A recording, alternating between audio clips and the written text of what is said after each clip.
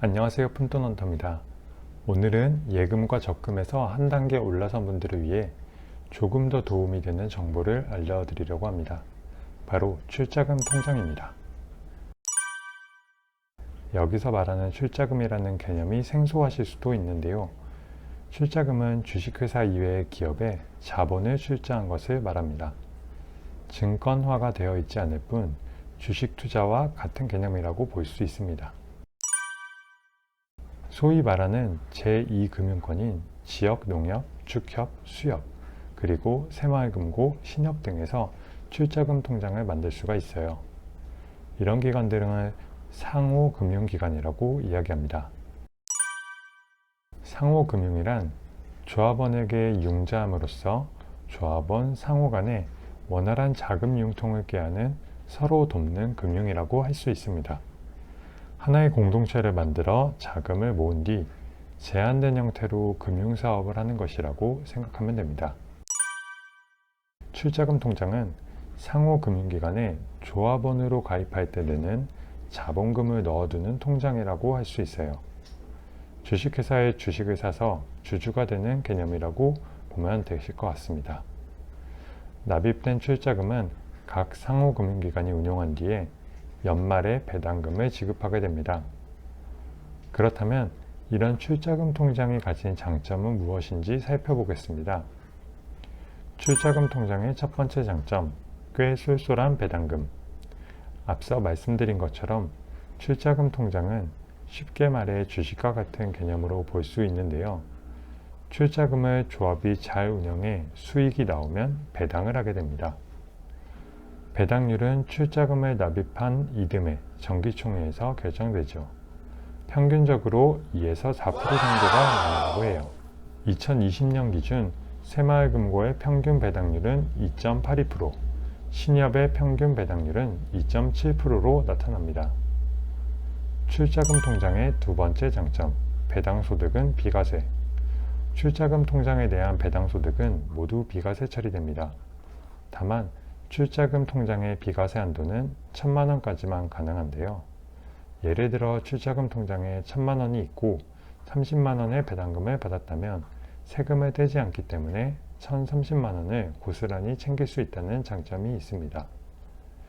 이런 좋은 점들이 있다면 반면에 아쉬운 점들도 있겠죠. 지금부터는 출자금 통장의 아쉬운 점들을 찾아보도록 하겠습니다. 출자금 통장의 첫 번째 아쉬운 점, 자유로운 출금이 불가능. 출자금 통장은 돈을 계속 넣을 수는 있어도 원하는 때에 돈을 뺄 수는 없죠. 이런 것이 필요하다면 파킹 통장 영상을 참고해 주시면 좋을 것 같아요. 갑작스러운 목돈이 필요해서 중도의 조합원을 탈퇴하고 통장을 해지해도 해당 조합원의 회계연도 결산이 완료될 때까지는 돈을 돌려받지도 못해요. 예를 들어 조합원으로 올해 6월 탈퇴를 한다고 해도 실제로 돈을 지급받는 시기는 총회가 끝나는 다음 해인 2월이나 3월 정도가 돼야 출자금을 인출할 수 있죠. 출자금 통장의 두 번째 아쉬운 점, 예금자 보호가 되지 않는다. 출자금 통장은 예금자 보호가 되지 않습니다. 보통 일반 입출금 통장이 5천만 원까지 예금자 보호가 되는 것에 비하면 조금 아쉽죠. 출자금 통장의 세 번째 아쉬운 점, 주식과 같은 개념이기 때문에 해당 조합 또는 상호금융기관이 파산하면 돈을 돌려받을 수가 없습니다. 물론 일반적으로 파산할 가능성이 낮아서 걱정하시진 않아도 될 텐데요. 그래도 미리 해당 상호금융기관의 경영공시 등을 통해 우량한 곳인지 확인해 보는 게 좋겠습니다. 우량한 곳인지 확인하는 방법을 알려드릴게요. 예를 들어 새마을금고의 경우 홈페이지에 들어갑니다. 해당 금고명을 검색하고 경영지표를 확인하면 됩니다. 여기서 두 가지 정도를 주목해 보시면 좋을 것 같은데요. 위험가중 자산 대비 자기자본 비율, 그리고 단순 자기자본 비율, 이 두 가지를 주목해 볼 수 있겠습니다. 가장 크게 보는 것은 위험가중 자산 대비 자기자본 비율인데요. 국제결제은행인 BIS가 은행의 안정성을 확인하기 위해 만든 것입니다. BIS 자기자본 비율이라고도 하는데요.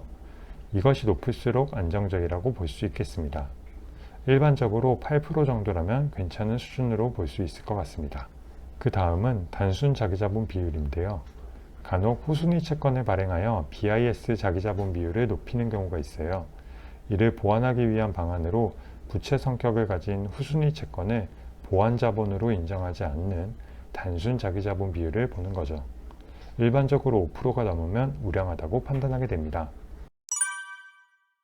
본인의 거주지 인근 상호 금융기관에 방문해야 합니다.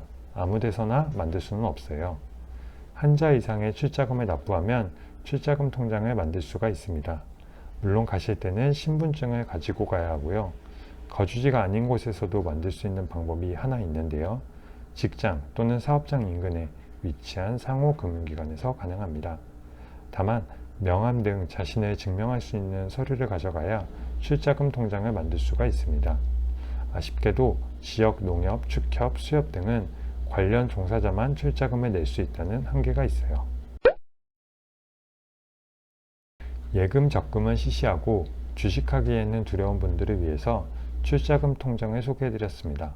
도움이 되셨나요?